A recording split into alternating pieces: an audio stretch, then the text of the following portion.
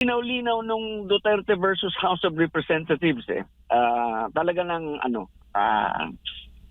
talaga namang I think hindi ko nga alam kung ayokong mamintas doon kay Attorney Luistro kung abogado ba talaga yan o ano. Hindi ko maintindihan as a lawyer, meron kang meron kang sworn duty. Hindi niya pa naintindihan na pagkatapos ng pagiging congressman niya, pwede naman siyang ulanin ng disbarment complaint because of yung kanyang inaasta ngayon. Hindi tama Maling-mali. I mean, talagang sobrang garapalan, nakakasuka mukha niya talaga.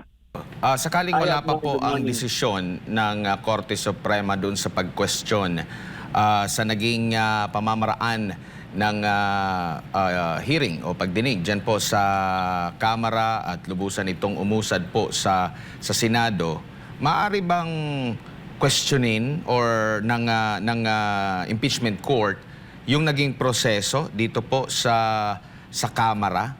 Pwede ba nilang sitahin or pwede ba silang makadecide?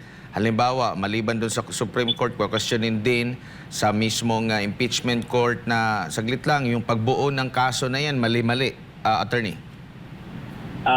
Hindi nasasaklaw ng kapangyarihan ng Senado yung pakialaman nila, yung naging trabaho doon sa ibaba. Trabaho ng Defense Counsel yon. Trabaho nating mga mamamayan na questionin, nasitahin yung naging pamamaraan ng House Justice Committee sa Kamara, sa mababang kapulungan. And actually right now meron ng petition petition for certiorari and prohibition na pinile si Attorney Torion. And I think the Supreme Court will have to make a very quick decision on that petition para hindi maging moot and academic yung issue. Because it is a very, very important issue raised by Attorney Torion and the other petitioners on the procedures adopted by the House Justice Committee. Ang linaw-linaw nung Duterte versus House of Representatives talaga ng talaga namang I think hindi ko nga alam kung ayokong mamintas doon kay Attorney Luistro kung abogado ba talaga yan o ano. Hindi ko maintindihan as a lawyer, meron kang meron kang sworn duty. Hindi niya pa naintindihan na pagkatapos ng pagiging congressman niya, pwede naman siyang ulanin ng disbarment complaint because of yung kanyang inaasta ngayon. Hindi tama Maling-mali. I mean, talagang sobrang garapalan, nakakasuka mukha niya talaga. Opo. At needed ba bilang prosecutor na laging ulit-ulitin doon sa inaakusahan na dapat dumalo ka, dito ka magsalita kaysa sa magkaroon ka ng ibang mga programa? Kasi kahapon nasa Laguna ata ang pangalawang Pangulo. Considering nagbigay na po ng statement or panig ang pangalawang Pangulo na hindi niya kinikilala itong pagdinig dyan po sa Kamara. Marami siyang mga question, kumbaga, sa proceeding dyan po sa Kamara. Tama po yun Actually, tama yung ginawa. Naniniwala ako dun sa ginawa ng mga abogado ni Vice President nung nag-file sila ng ad cotellam pleading, without recognizing yung kanilang legitimacy ng kanilang ginagawa, nag-file siya ng pleading para lamang makakomply sa kanyang duty. Alam mo, dyan sa House Justice Committee, sa hearing, you may or may not appear. At ang tanungan lang dyan, parang sa piskalya, may allegation na ganito, ganyan-ganyan, ano masasabi mo? Yan. Pero kung nagpadala ka na ang posisyon mo, tapos na yun you've done your job, may due process ka na ron. Right to be heard lang naman When you're given the right to be heard, yung requirement due process is already complied with. So yun complied na yon. Hindi dyan ang trial. Ang trial doon sa Senado. Ang ginagawa ng House Justice Committee, sinasaklaw nila yung dapat sa Senado ginagawa, hindi dyan sa kanila. Actually, kaya nga sinasabi ko, alam ni Luistro yan and they're just doing something to demolish. Meron silang binibuild up na scenario and that support yung kanila. Pinagagalit nila yung mga tao Pero ang mga gagalit lang naman diyan, yung mga dati na nilang naloloko dahil yung mga hindi naman naniniwala sa kanila eh. Ang naniniwala na lang sa kanila hanggang ngayon addicted sa kanilang kasinungalingan.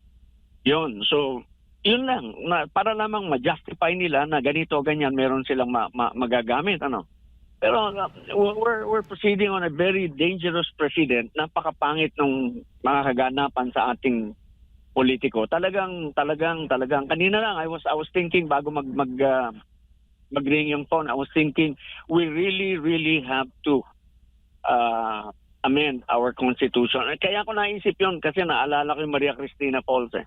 Anyway, ibang topic yun. Opo, attorney, bilang isang prosecutor nga dito sa sa impeachment proceedings na ito, tama ba na halimbawa diyan po sa Committee on Justice sinasabi nila merong due process, tumatalima sila sa due process na itinatakda po ng atin pong ng Korte Suprema. Pero doon pa lang sa mga paunang statement, guilty na ang tingin nila sa pangalawang Pangulo. That is correct. And actually, hindi sila tumatalima. They are violating the right of the Vice President to due process of law because they are presenting evidence na hindi naman kailangan dyan gawin. Ang dapat gumawa niyan yung prosecution eh. Tinutulungan nila yung mapakahinang complaint. Nakita nila kasi yung defect eh. Pag yan, assuming na nakarating yan sa Senado, sandali lang yan, talo yan eh. Alam mo kung bakit? Walang ultimate facts. Sabi ko nga, anong requirement ng verified impeachment complaint? Number one, kailangan meron kang allegation ng grounds. Yung 6 na nakasaad sa ating saligang batas.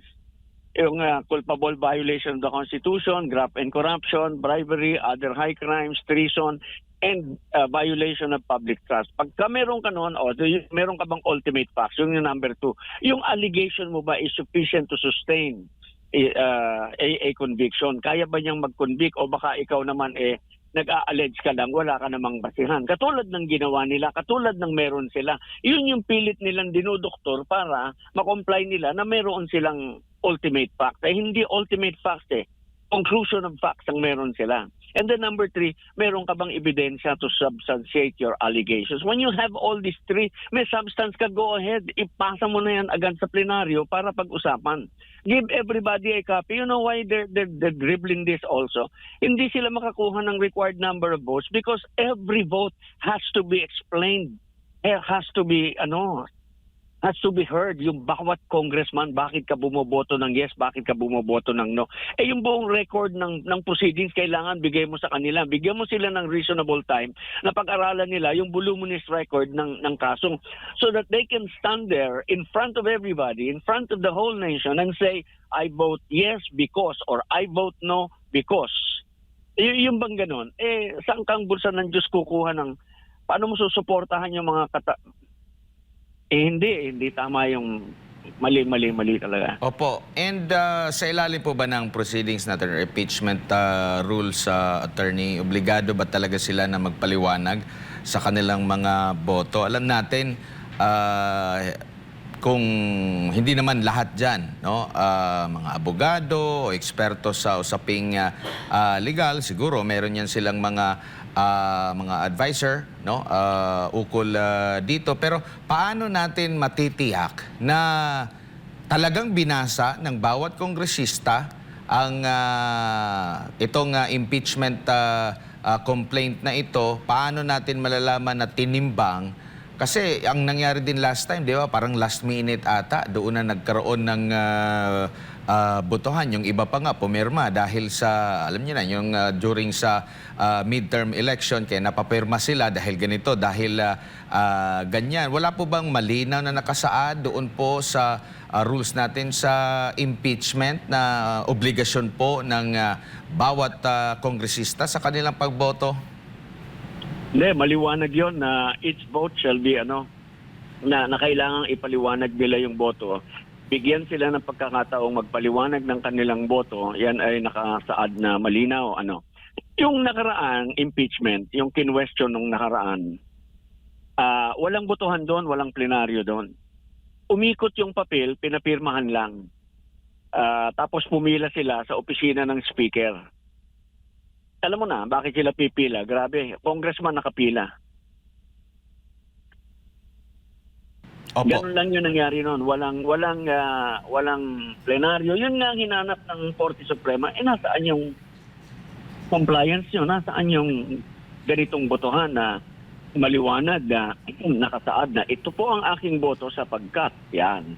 Opo. Yan naman, basahin ng congressman o hindi, nasa sa kanya yun eh. Pero kung halimbawa, igagawa siya ng kanyang abogadong magaling, okay din naman yun. No? Pero ang importante, meron siyang pagpapaliwanag. And pagka meron siyang pagpapaliwanag, meron din namang meron din namang guidance yung congressman. Pero kailangan ipaliwanag ang kanilang boto. Huli na lamang po, attorney, isasalang na nga po sa plenaryo. Ano po yung pag-aanalisa nyo po? Kasi magto-2028 na rin na po. Merong mga umuugong na kesyo, meron nang nag-iikot na dapat nagko-collate na dapat suportahan itong impeachment, kapalit yung mga proyekto, kung hindi tatalima, mawawalan ng mga proyekto, mawawalan po ng pondo. Yan yung mga umuugo ngayon na mga balita. Sa tingin nyo po, ano kaya ang ikukonsidera dito ng ating mga kongresista sa kanila pong pagboto patungkol po sa impeachment, lalong-lalo na po sa panahon po ngayon sa kasalukuyang sitwasyon sa politika sa ating bansa, attorney? Palagay ko, kahit na yung perang gagamitin nilang ipapamudmud nila, kulang na sila. At saka kung meron man sila, yung mga congressman nag-iisip na ng 2028. Nag-iisip na bakit ba ako magiging parte ng katarantaduhang ito? Marami na and sabi ko nga, I think one of the other reason why they are delaying it is because at saka nagbibigay sila ng katwiran doon sa mga pwede nilang malinlang na congressman na ito ang ninakaw niyan, ito yung ganyan. Katulad ng pangloloko nila sa taong bayan para makakuha sila ng karagdagang boto. I think they're having a hard time getting 106. And ginagawan din nila ng paraan yung kakulangan ng bilang nila sa Senado, kaya sinasalbahin na nila yung mga ibang senador doon.